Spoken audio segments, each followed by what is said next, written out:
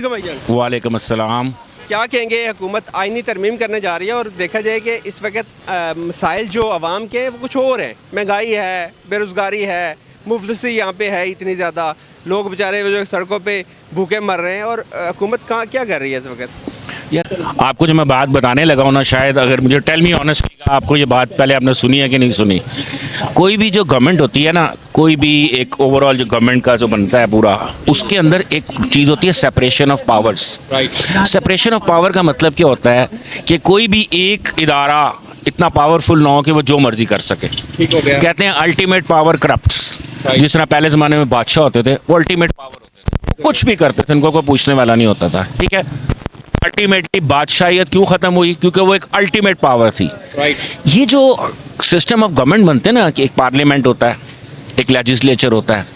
ठीक है, पार्लियामेंट जो होता है वो एग्जेक्टिव होता है बेसिकली, ये आप कह लें, उसको हम ये भी कह सकते हैं। लेजिस्लेचर भी होता है, उसमें कानून भी बनते हैं। ठीक है ना। उसके बाद आपका आता है कोर्ट। कोर्ट की एक पावर होनी चाहिए। ठीक है। अब ये जो बना रहे हैं ना कानून नया, वो इस तरह का बना रहे हैं कि सारी पावर प्राइम मिनिस्टर के हाथ में होगी। क्यों? वो जज अपनी मर्जी का चूज करेगा, जिस मर्जी को जज लगा दे। ठीक है, उससे होगा क्या? जब जज अपनी मर्जी का वो लगाएगा तो फिर आपको पता क्या होगा।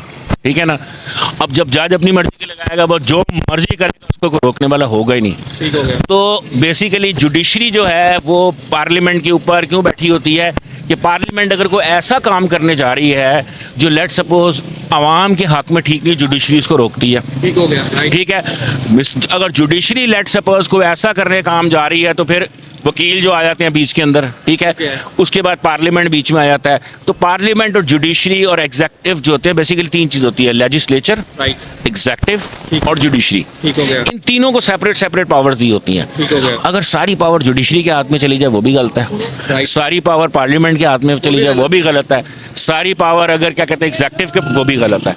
पावर शेयरिंग होती है ताकि कोई किसी के पास पूरी इतनी पावर ना हो कि वो कुछ भी कर सके, कुछ भी अपना, जिस तरह अमेरिका में होता है। अमेरिका के अंदर प्रेसिडेंट होता है। ठीक है ना। उसके बाद नीचे फिर वो आ जाते हैं, मुख्तलिफ गवर्नर्स आ जाते हैं, फिर वो पूरी दो पार्टीज का सारा वो जिस तरह एक सिस्टम बना हुआ है। इंग्लैंड में भी इसी तरह होता है, पूरी दुनिया में मोस्टली इस तरह होता है। पहली बात। दूसरी बात यह है कि हमारे मुल्क में तो इस चीज़ की अशद ज़रूरत है कि ऐसा ना हो। इस तरह तो पार्लियामेंट कोई भी लॉ बना देगी, कुछ भी कर लेगी। पार्लियामेंट कल को कहती है कि जी जिस मर्जी को उठा के ले जाओ, तो वो लोग क्या करेंगे? लेट्स सपोज जुडिशरी के पास इतनी पावर आ जाती है, जिस तरह चीफ जस्टिस के पास उसके साथ क्यों जज बिठाए होते हैं, पैनल को बिठाया होता है, क्योंकि एक चीफ जस्टिस सारे फैसले ना कर सके। अब ये जिन्होंने सिस्टम बनाया है, मुझे सुप्रीम कोर्ट का एक सिस्टम बड़ा पसंद है कि सीनियरिटी बेसिस। कई लोग कहते हैं जी सीनियरिटी बेसिस नहीं होनी चाहिए, तो वो जो बेस्ट बंदा वो ऊपर आना चाहिए। ओ भाई, बेस्ट बंदा तब ऊपर आता है जब वो पूरी कौम, उनका पूरा निज़ाम इस तरह का हो कि उसमें सब हर बंदा अच्छा हो, तो फिर बेस्ट बंदा ऊपर आए। ठीक है भाई, बेस्ट बंदा आता है, मिसाल के तौर पे मंसूर अली शाह है। ठीक है ना। तो उनसे नीचे अगर मुनीब अख्तर है, ठीक है ना, if I am not saying the wrong name, तो नेचुरली वो सुप्रीम कोर्ट तक पहुंचा तो किसी वजह से पहुंचा है। नंबर वन ये। नंबर टू, एक चीज़ इनको जो थोड़ी करनी चाहिए मेरे ख्याल से, जुडिशरी में इनको करनी चाहिए। पहली बात तो ये होगी ना कि ये नहीं होना चाहिए, सबकी पावर्स एक रोक होनी चाहिए, एक रोक होनी चाहिए। दूसरी इंपॉर्टेंट बात यह है कि हमारा जो जुडिशरी का सिलेक्शन ऑफ जजेस का तरीका ना, वो गलत है। क्यों? अब मेरा एक दोस्त है, उसने, आपको शायद इस चीज़ का पता भी होगा, वो उसने पेपर दिए, इम्तहान दिए, मुकाबले के इम्तहान दिए, कंपटीशन के पेपर दिए, फिर वो सिविल जज बना, फिर वो सीनियर सिविल जज बना, फिर वो अब वो सेशन जज बड़ी आदर है होकर रिटायर हो जाएगा। और ये जजेस किस तरह बनते हैं? हाई कोर्ट के जजेस। ये हाई कोर्ट के जजेस प्रैक्टिस 10 साल की हो गई, हाँ जी केड़ा, अच्छा हाँ ओ, ये हाई कोर्ट का जज है।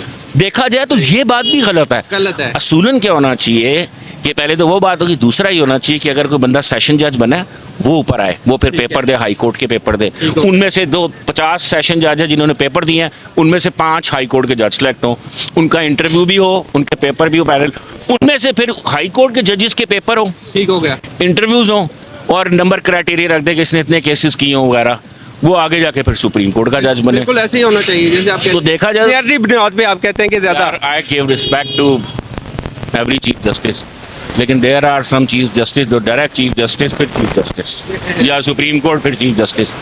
जब तक एक बंदा नीचे से नहीं आएगा, आपको पता है 10 साल की प्रैक्टिस के बाद एक बंदा हाई कोर्ट का वकील बन जाता है। बिल्कुल ऐसी बात। Do you believe it?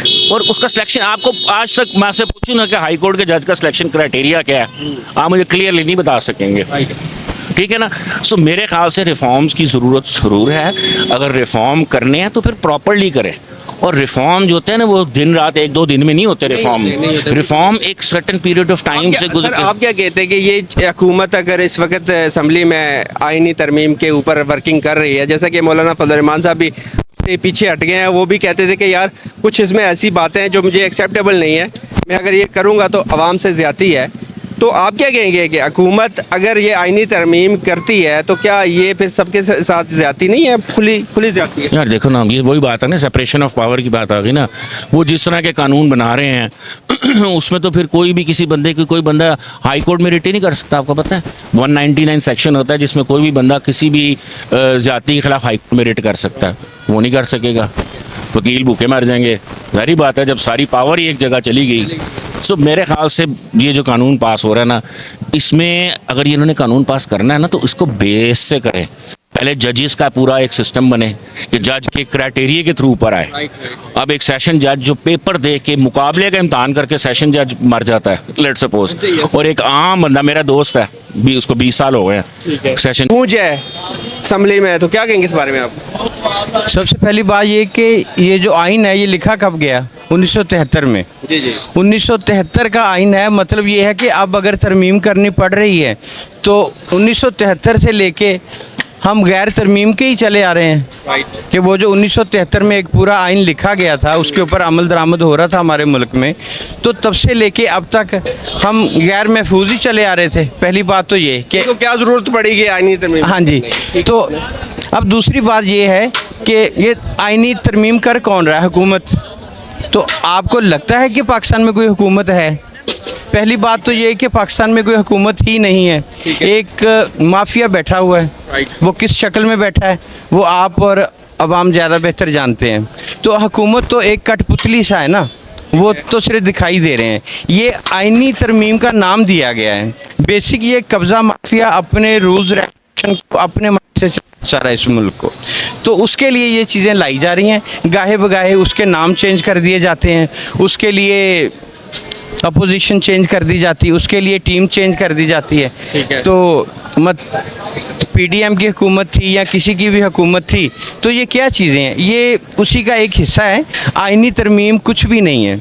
और अब अगर वो तरमीम आ भी गई है तो उस तरमीम का आया कि आवाम को कोई फ़ायदा है या चंद माफिया वालों को फ़ायदा है? ठीक हो गया। तो हमारे मसाइल तो अवामी है ना, कि मतलब प्रॉब्लम हमें आ रही है कि हम भूखे नंगे हैं सारे, ठीक है।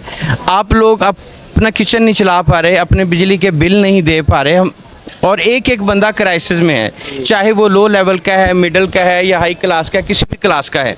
तो मतलब क्राइसिस में तो आवाम है ना, तो आप आईनी तरमीम ला रहे हैं। आईनी तरमीम क्या होती है ये आवाम को क्या पता?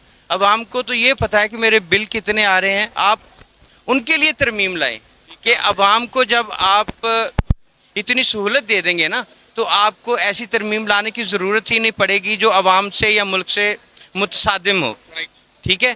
अभी इसका सिरे से ही इसका कोई वजूद ही नहीं है। पहली बात ये हुकूमत का कोई वजूद नहीं है, उसके बाद इस तरमीम का कोई वजूद नहीं है। आप कहते हैं कि फॉर्म 47 की जैसे पैदावार हुकूमत है, तो आप कहते हैं कि अगर ये आईनी तरमीम भी लाती है तो इनका कोई हकीकत नहीं है इसकी? हाँ जी, ये तो देखिए अपनी ज़ातियात की एक तरमीम है ना, कि वो चंद जो माफिया लोग बैठे हैं वो अपने जो उनको अच्छा लगता है, जिस वक्त अच्छा लगता है वो करना चाह रहे होते हैं। तो अब 1973 का आइन तो बढ़ गया, वो तो रहा ही नहीं, ठीक है। अब ये किस आइन में तरमीम कर रहे हैं? पहली बात ये कि मुल्क में तो आइन है ही नहीं, अब तरमीम कहाँ करनी?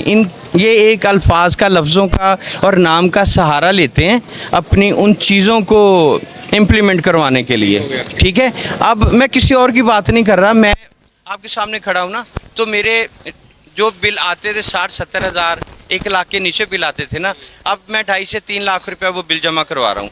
तो हर महीने ये मेरी यहाँ शारक पे अंगूठा रख के ना मुझसे हर महीने 1.5-2 लाख रुपया सिर्फ बिल की मद में ले रहे हैं। ये वो पैसे हैं कि जो ये लोग खा चुके हैं, ठीक है। ये एक एक घर, एक एक दरवाजे पे ये दस्तक देते हैं और उनकी शारक पे अंगूठा रख के एक एक बंदे से 50,000 लाख रुपया हर महीने ये ले रहे हैं। ये जगह टैक्स हमसे ले रहे हैं। ये जो माफिया है ना, ये वो कर रहा है। असल मसाइल ये हैं, पहले ये हल करें, इसके बाद तरमीम जो करनी है वो तो 1973 से आइन चलता आ रहा है, उसका ये सहारा ले रहे हैं। तो अब इसको अगर क्लोज करते हैं तो सबसे पहली बात ये कि हुकूमत नाम की कोई चीज़ है नहीं इस मुल्क में। उसके बाद ये जो एक तरमीम कहते हैं, तो ये तरमीम नहीं है, आइन ही नहीं है, तो तरमीम कैसी? और इसको कोई एक्सेप्ट भी नहीं कर रहा। अवाम तो 99% लोग इसको नहीं मानते। जैसा कि मौलाना फजल रहमान साहब खुद ज़ाती तौर पे वो एक टाइम पे हुकूमत के हामी रहे हैं और आज वो साइड पे खड़े हैं और वो भी इसको नहीं मान रहे, क्योंकि वो कहते हैं कि जो आइनी तरमीम करने जा रहे हैं इसके अंदर जो शिकें हैं वो हमें एक्सेप्टेबल नहीं है, ना तो हम उसके साथ चल सकते हैं। तो अगर कई लोगों को, जैसे अपोजिशन की मैं बात करूं तो अपोजिशन तो इस वक्त साइड पे खड़ी है। अगर अपोजिशन उसके अंदर पूरा नहीं उतरती तो आइनी तरमीम कैसी होगी? क्या अकेले बंदे करेंगे? भाई जी फिर से वही बात, आप हुकूमत और अपोजिशन को डिस्कस कर रहे हैं। जब एक हुकूमत ही नहीं है तो अपोजिशन कैसे हो गई? आया कि अपोजिशन को माना जा रहा है, हुकूमत को तो ये नहीं मानते। आया कि हुकूमत अपोजिशन को मान रही है तो वो भी नहीं मान रहे। मतलब ये लाकानूनियत है। एक बनाना रिपब्लिक है हमारी जो कंट्री है ना, ये बिना लॉ के चल रही है। यहाँ पे किसी किस्म का कोई कानून या तहफ़्फ़ुज़ात नहीं है। हम बेयारो मददगार पड़े हैं। इवन के देखिए ना, अगर फ़लस्तीन पे बमबारी हो रही है और वहाँ पे किलिंग हो रही है, शहादतें हो रही हैं, तो वो एक नॉमिनेट हो रहा है, एक नॉमिनेट कंट्री है। इसराइल मार रहा है और फ़लस्तीन को मार पड़ रही है, ठीक है। अब हमारे पाकिस्तान में हमें ये नहीं पता चल रहा कि इसराइल कौन और फ़लस्तीन कौन।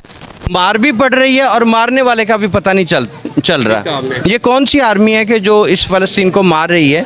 तो आपको ये देखना चाहिए कि कौन से लोग हैं ये जो कर रहे हैं। और मैं तो ये कहूँगा फ़लस्तीन का एक वजूद है, उसके लोग खड़े हैं और पाकिस्तान का कहीं वजूद नज़र नहीं आ रहा। एक बनाना रिपब्लिक है। आपके सऊदीया वाले कहते हैं कि यार जो उम्र और हज पे आते हैं आपके ज़ायरीन, हम उनसे तंग हैं कि वो आके इतना पैसा मांगते हैं। और अभी हमारे शहबाज शरीफ गए अक़वाम मुत्तहिदा में, ठीक है, थूक लगा के वो अपने वर्क के पलटते हैं और क्या कह रहे हैं कि हम सैलाब में मारे गए, हमारा ये नुकसान हो गया, हम इस चीज़ में मारे गए, हमारा ये नुकसान हो गया, खुदा का वास्ता है कि हमें कुछ पैसे दे दो। ठीक है। तो ये तो हमारा लेवल है। अब ये आइनी तरमीम और ये चीज़ें ये बहुत दूर हैं।